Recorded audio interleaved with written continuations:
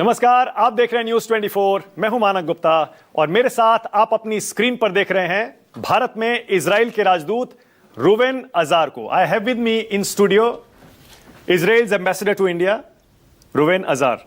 Welcome to News 24 studios. It's always a pleasure to be here. How are you doing, Ambassador? Very good, thank you very much. Okay. Can you read the text behind us? Do you read a little bit of Hindi? Yeah. Israel Rajdut. Yes. Exclusive. Yes, that's you. That's Israeli me. Ambassador exclusive. Thank you very much. What we have written after that is more important. Let it just come on the screen. Here it is. Kab rukega yuddh. Yuddh. When will the war stop, Ambassador? Well, I think we've all seen yesterday President Trump announcing a negotiation that is going on.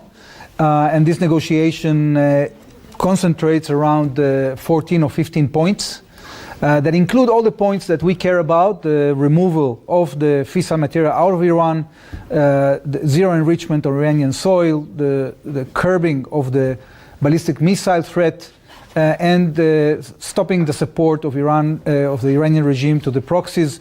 All of these things are essential parts of what a good agreement could look like. We want. You say essential. You say essential. Absolutely. Without that, there's no ceasefire, no agreement. Well, correct? I think that in the first place, the United States has put these conditions, and they were trying to promote them before the war. Unfortunately, after decades of diplomacy, the Iranian regime did not cooperate. Now, finally, after they said that they are not going to negotiate the United States, they are coming to the table. That's, I think, a good sign. Is that your knowledge, Ambassador, that they're coming to the table? Because all their statements reflect and say clearly that we are not talking to the United States of America. Well, it's kind of the... They are negotiating with themselves. That's what they say. I think that we have enough signals now coming directly from the Americans, whom we trust, that this is indeed going on. Of course, that this negotiation could end the war very fast if the Iranian regime comes to terms with the conditions that are set. There are also good conditions for the future of the Iranian people there. Okay, but complete removal of sanctions and other things that would allow the Iranian people to embrace the future in a much more positive way, free of international pressures. Look, this area of the Middle East could look very well if the Iranian regime renounces this quest to destroy the state of Israel and to have this regional hegemony through terror. Okay. If they renounce that, I think that the path for peace is very clear. Okay, so is that your condition, the topmost condition, that Iran should clearly say that we are not against the survival of Israeli people? They shouldn't only say that. I think we need the proof that they are going to commit to the conditions put in the American plan. I think that if these conditions are met and we see a true path to achieve these commitments and implement them on the ground, then I think we are on a good path for stability in our region. Okay, why is Israel not part of the negotiations which are happening in Pakistan or elsewhere? Why is Israel not participating in those talks? People, I think, haven't realized that throughout the last 47 years, the Iranian Ayatollah regime, this theocratic, fanatic regime, has refrained from recognizing the state of Israel and refrained from directly engaging with Israel in diplomacy. So because of that, we have the Americans, the US, that is actually leading the way. We are, as you know, working on a joint operation. And the conclusion of this operation either will be through diplomacy and this agreement I just mentioned, or it will be, if diplomacy fails, we will just continue until we fulfill our military goals, as we stated at the outset: the removal of the existential threats, the nuclear, the ballistic missile, and of course, debilitating the regime to the extent that the Iranian people will be able, if they so choose, to embrace the future and adopt a more moderate and sensible way of policy. Okay. Is Pakistan leading the mediation efforts? What is your knowledge? What is your understanding? We hear the American Vice President J.D. Vance is already in Pakistan. There are several reports. Well, are you okay with Pakistan leading the mediation efforts? Well, I don't think it's the right characterization of the situation, Manak. I think that the situation at this point is that the United States is leading this negotiation, and they are facilitating assistance from different countries. In this case, they chose Pakistan for their own reasons. What Israel is concentrating in is in achieving the goals, in substance. At the end of the day, if you remember a few months back when we did the Gaza deal and Israel adopted the 20-point plan of President Trump, this was achieved after countries that also were pretty negative to us, Qatar, which is a supporter of the Muslim Brotherhood, and also Turkey, actually helped the United States to put pressure on Hamas to achieve the deal, to accept the deal. So sometimes countries that play a negative role can also play a positive role if the United States manages to engage them. So at the end of the day, we have to concentrate on the result, on the outcome. In the outcome, on the in outcome. The goals that we have determined at the outset. Why is India not leading or participating in the mediation efforts? Or am I wrong? Or you think, or you know, or you believe that the Indians are also a part of the negotiations? Well, I think that India is playing a very important role. Sometimes it's not seen because India is not directly involved in this case in the negotiations. But what we are seeing very clearly is that India has a stake here because there are 10 million Indians that are living in the Gulf, because India has a lot to offer to West Asia when it comes to economic opportunity. And I think that once we achieve the removal of these existential threats that are looming not only on us, but also on the entire region of West Asia, the potential that comes from the Indian role will be completely untapped. Because, as you know, India has signed international trade agreements with the main blocks of trade, and we are going to see in the future trillions of dollars of merchandise that will move east-west, and this thanks to the India dynamic, thanks to the impetus of this country, thanks to the fact that India is the fastest economy, developing economy in the world today. Yes. I don't believe, Ambassador, that the United States is negotiating with Iran the terms, the 15-point formula, which is viral on social media, and Israel is not part of those discussions directly or indirectly. I believe that the Israelis are an important part of the negotiations. Absolutely, because we are in sync with the United States. All these things are being done in consultations between President Trump and Prime Minister Netanyahu. They are in constant contact, and also their teams are in constant contact. So, look, this is a joint operation that we did with the United States, unlike any operation we did in the past. This is the first time that the CENTCOM, the US military, and the Israel Defense Forces are working together over the skies of the Middle East. So this is very important. We are partners. We are partners in the military action, but we are also partners in diplomacy. So you believe that the United States would not agree on a unilateral ceasefire until and unless you also say, yes, okay, we are ready? Look, this is a partnership. It's not about conditions. We are not in a situation that we have to put conditions to the United States. We are together in this. We are doing this together. Yeah, but they agreed for a back channel discussion. You did not. What do you mean? Isn't this true? But the back channel is something that is very important if you want to have diplomacy. That's no... Right. So you also stand for diplomacy at this hour. If a back channel is used in order not to achieve the goals that we want, we would be against it. But if it concurs with the goals that we want, why should we object it? But has United States achieved its goals? What are their goals? You've clearly spelled out your goals. What is America's goals? What are America's goals? I think that both the Americans and Israel have stated very clearly what the goals are. And we're going to stick to the goals. And we'll see. If diplomacy works, then we're going to have a ceasefire sooner than later. And we're going to have a situation in which we can restore peace very soon. If the Iranian regime will not cooperate with this plan, then both us and the United States are building the capabilities to continue this military effort. Right. Are you ready for a ceasefire? We are ready for both. Both? Yes. Whatever works out, whatever comes out of the back channel talks. Absolutely. All right. Ambassador, is Israel winning this war? Leave diplomacy aside for a moment. Are you winning or just surviving this war? No, I think that we are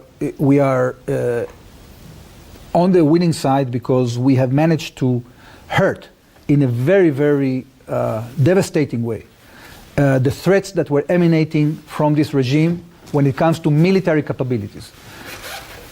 You know, people probably don't know that the Air Force of Israel and the Air Force of the United States are completely controlling the skies of Iran right now and are pounding time and again the military industry of Iran, the missile capability of Iran, the top leadership of Iran, the space program of Iran that was actually focusing on building intercontinental ballistic missiles, the nuclear capabilities of Iran. So all these things are very evident. It is right that the regime still maintains a residual capability to continue firing missiles, but not only missiles, they're firing drones, they're firing, the drones they're targeting Diego Garcia 4,000 kilometers away. Well, first of all, the drones... Why do you say residual capacity? Why? I'll tell you why. They're still targeting Israel and the Gulf countries left, right and center, aren't they? I will explain. Yeah. We are saying this is residual capacity for several reasons. First of all, their drones are not really threatening Israel. We are neutralizing all the drones that are being fired from Iran. The second, when it comes to ballistic missiles, their capability to fire at Israel has actually deteriorated from about 200 per day at the beginning of this confrontation to about 10 to 15. Okay, so it's a very dramatic reduction. Drop. Yeah, drop. Third, Israel is intercepting about 90% of the missiles. It means that still you have some missiles that are falling. It means that each time that they fire a missile, people have to run to shelters because we don't know whether the missiles will be intercepted or not. But when you compare the damage that was caused to Israeli buildings, for example, in this confrontation compared to the confrontation back in June, it's about 10 to 15%. So actually, the capability of the regime to throwing havoc, they're trying to project as if Israel is in flames, but this is not the case. It's not the case. Of course, you cannot underestimate or understate the fact that we had 20 Israelis that were killed. Unfortunately, yes. We had hundreds of wounded.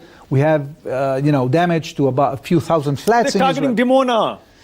Okay, they are targeting many things. They are not hit. It's not necessarily hitting. Okay, right. So at the end of the day, the level of destruction of the entire capability of the regime, including more than 120 ships, including their entire air force, their entire industrial complex, all of that is destroyed, and I think is going to get this regime debilitated substantially, not only for now, but for the forthcoming. So that's how you define victory in this war, that you've dropped their military capabilities by 70, 80, 90%. Is that victory for you?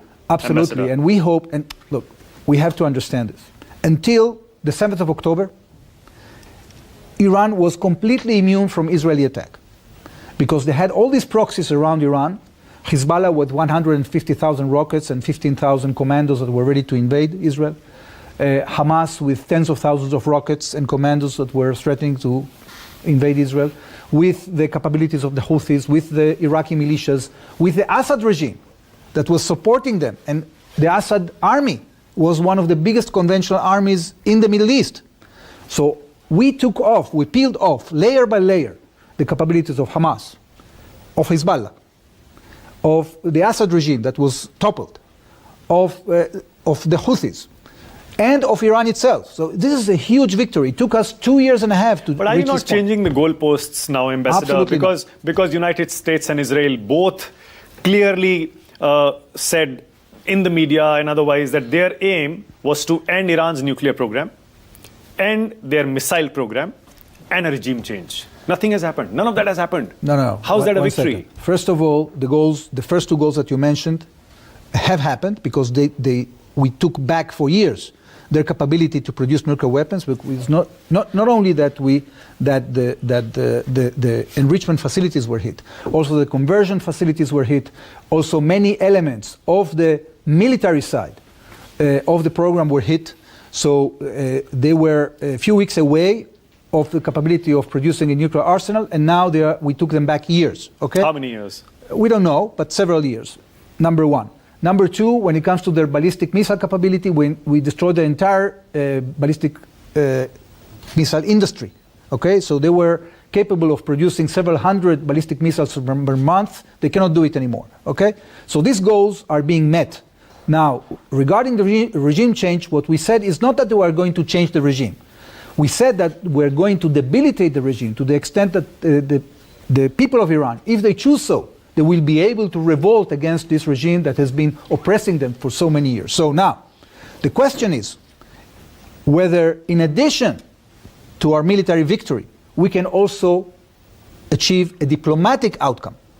Okay? And this is the negotiations are about the diplomatic outcome, because I think that it is not in the interest of the Iranian people to continue this situation of war.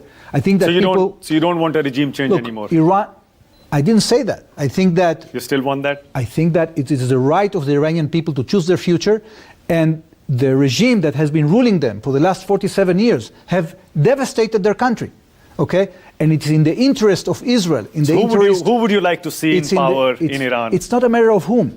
It's the matter of the character of the regime. Okay? If you have a situation in which you have a regime that, instead of developing the economy of the country, is concentrated in constant war against Israel and other neighbors, that is not conducive for the future of the region. But if this regime changes course, or whoever comes changes course and uses the amazing amount of resources that this country has, that Iran has, so isn't that in order to build the country instead of destroying it, then that would be an ideal thing. We hope that diplomacy works. Isn't that a climb down, Ambassador? Because you wanted a regime change. Now you want the same regime to change its ways. We said it very clearly. We want to see a change in Iran, whether it's a change of the regime or the change in the regime. Okay. What we said at the outset is not that we are going to invade Iran and impose our own will. We said that we are going to debilitate this regime, and guess what? This is exactly what is happening. Okay. Because and I want to remind you that when this confrontation started, the Iranians were not engaging in negotiations. Now, despite the fact that we don't have a ceasefire, they are negotiating. Well, the talks were already happening, Ambassador, weren't they? They were happening before the war. Yes, but 2 days before the war. But these negotiations were futile because the regime was refusing to accept the terms that they are discussing now. You see? So we have changed the position of the regime. They don't officially say that. They're still saying that we don't agree to any of the terms. Okay. We're not even talking to the United States. Okay, so if you choose, you can believe them. All right. Okay. A very serious question, Ambassador. Yeah. If Iran crosses the red line in this war, is Israel prepared for a full-scale retaliation? If Iran crosses the red line. Which red line? You know what I mean? They already shot at us whatever they have.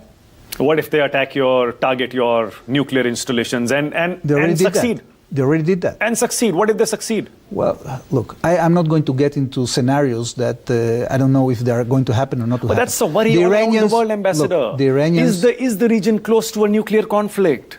Well, everyone is worried. We were for sure would approach a nuclear conflict if this regime would have been allowed to build a nuclear arsenal. Because what is the problem here? There are different countries in the world that have nuclear capabilities. But there is no regime in the world that has this fanatic, theocratic, radical agenda of destroying other countries. Ambassador, can you assure the world that this war will not go nuclear? Yes. Can you? Yes. It will not go nuclear? No. Israel will not use a nuclear bomb against Iran? Israel will never be the first country to introduce nuclear weapons to the Middle East.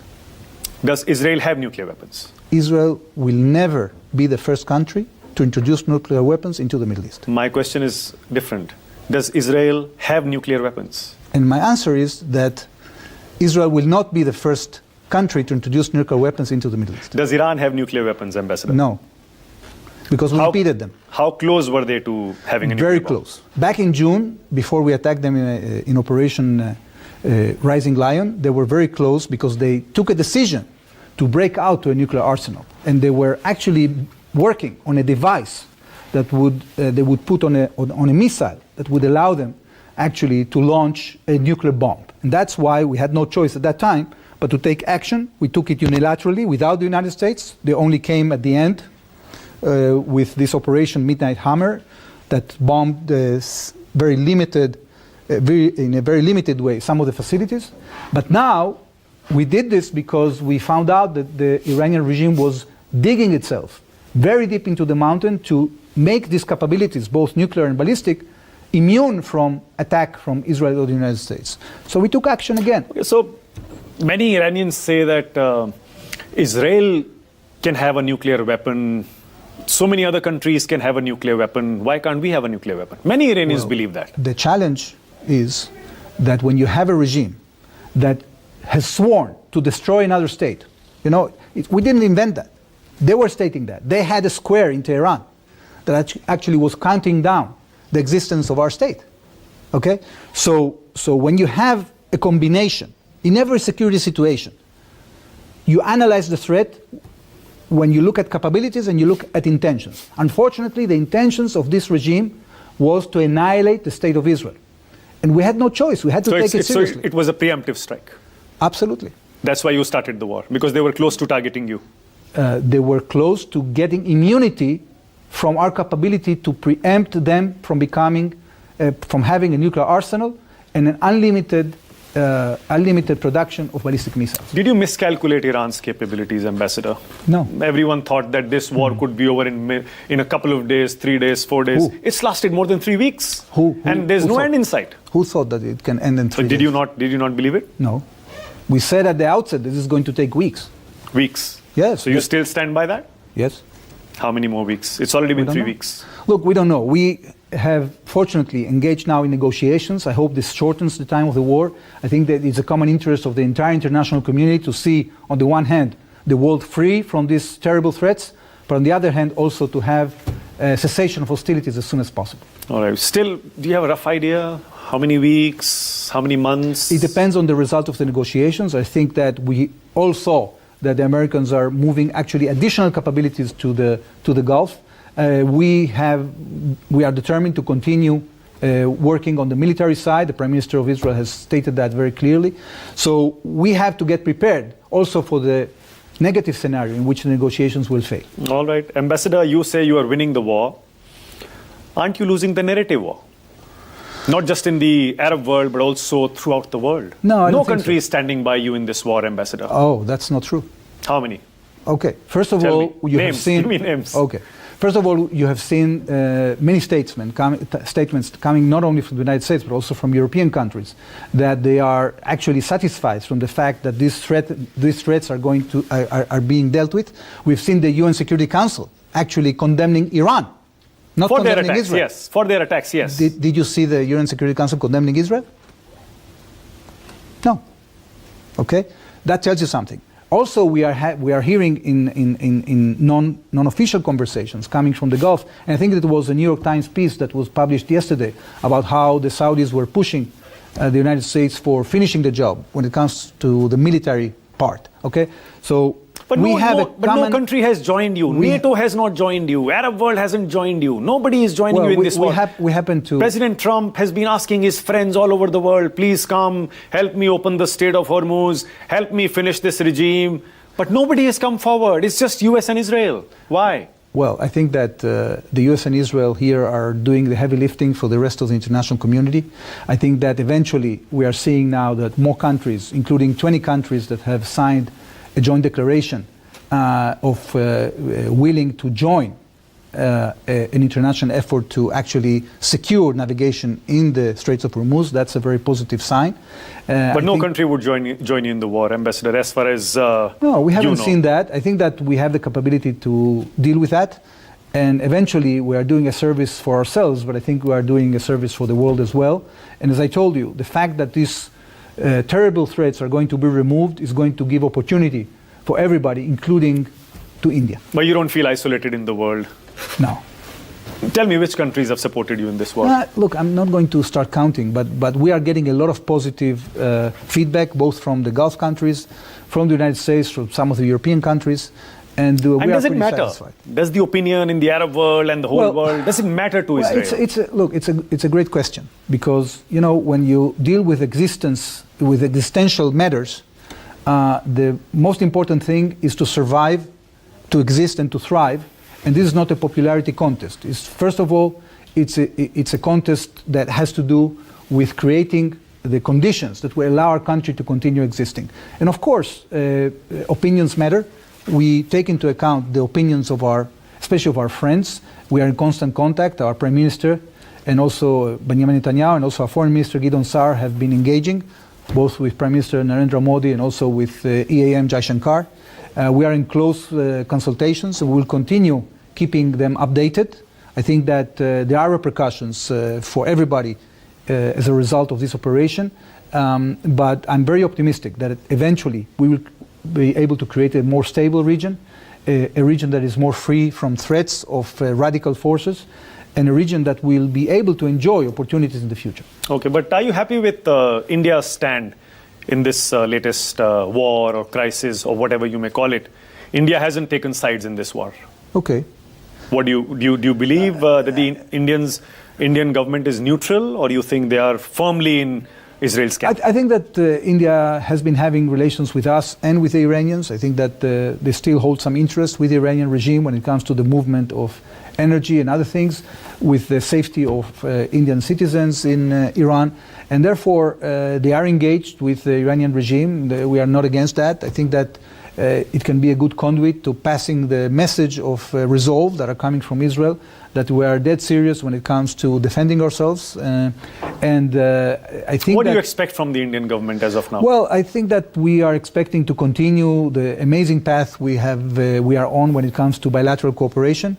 We had an excellent visit of Prime Minister Narendra Modi, in which we signed 17 agreements on the civilian side and 2 agreements on the security side. We have elevated this partnership, this relationship, into a special strategic partnership. Yes. That's very important.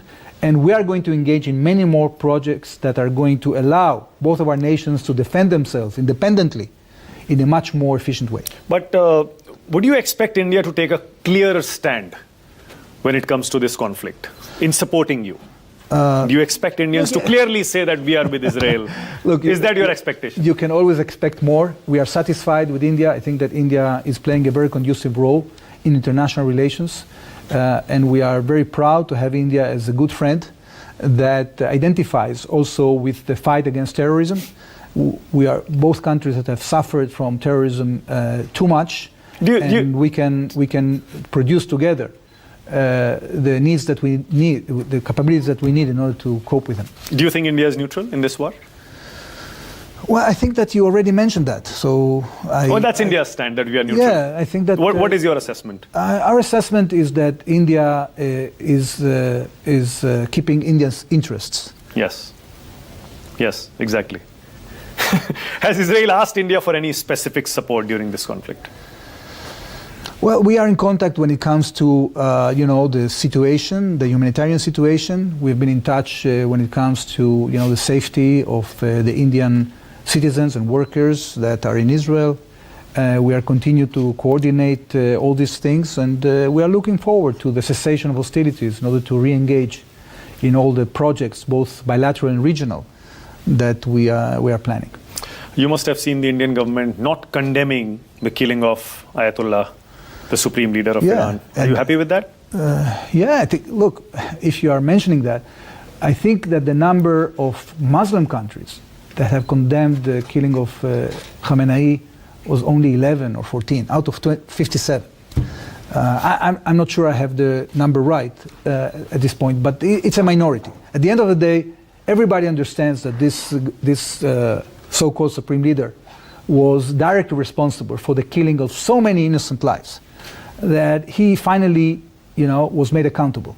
And this is something that, it's very regrettable that religious leaders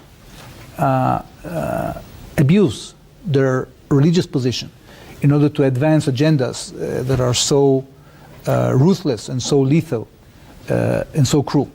I'll come back to the question. Why do you think India is not supporting you openly in this and saying that we are neutral?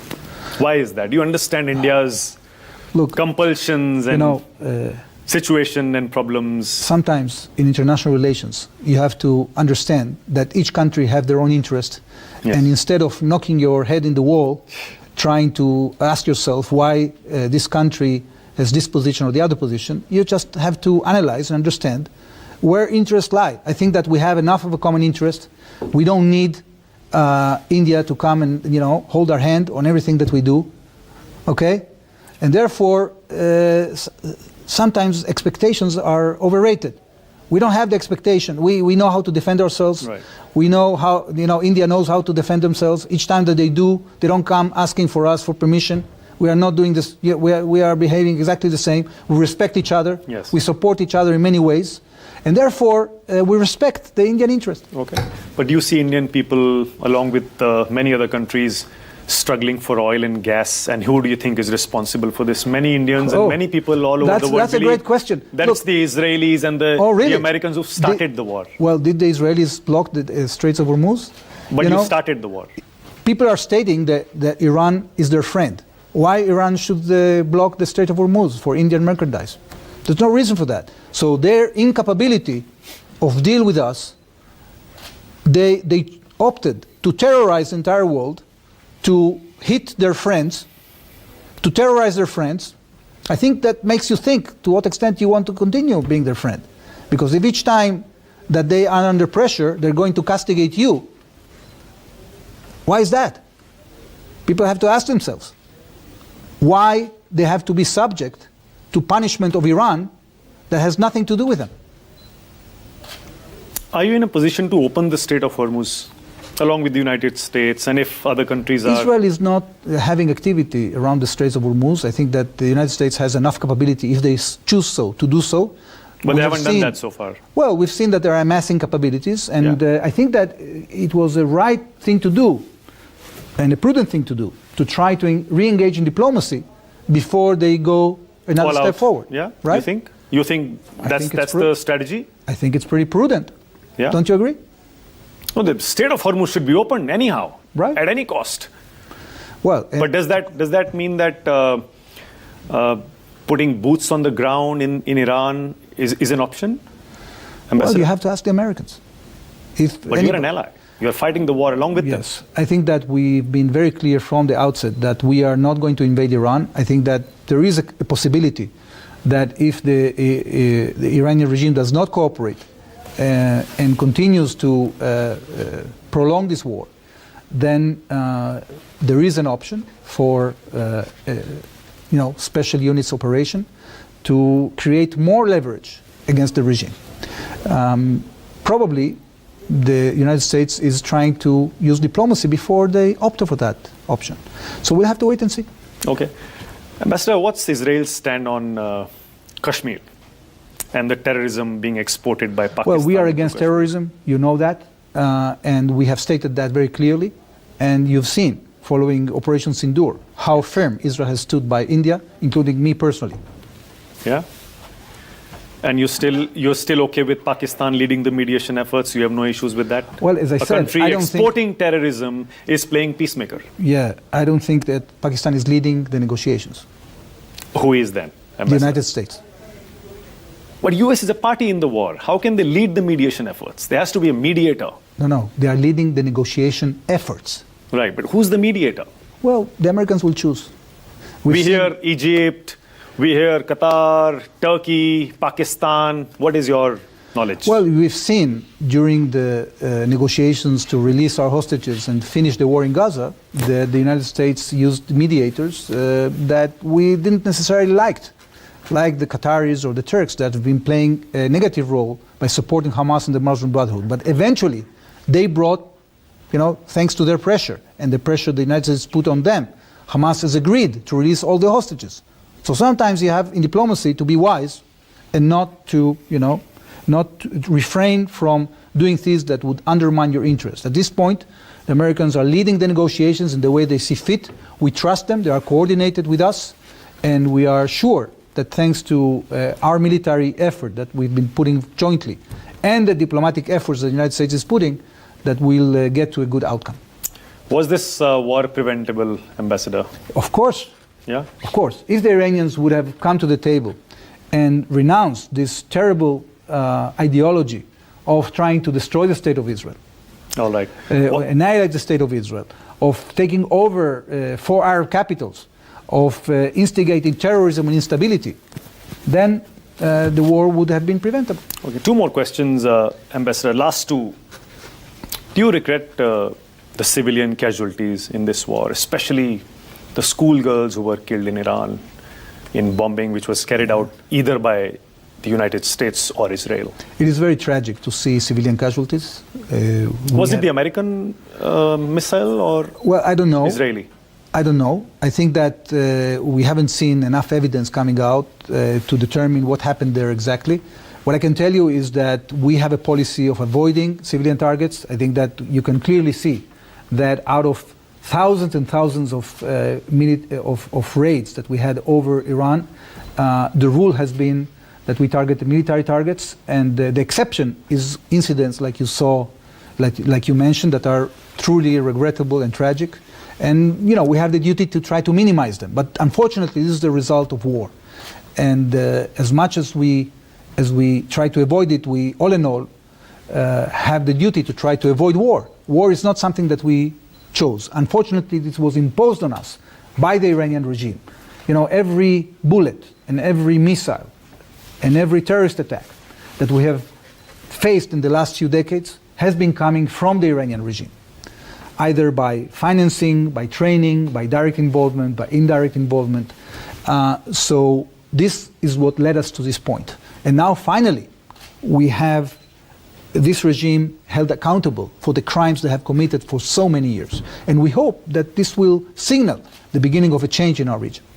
Finally, if you had to give one message to the Indians from this platform today, what would that be?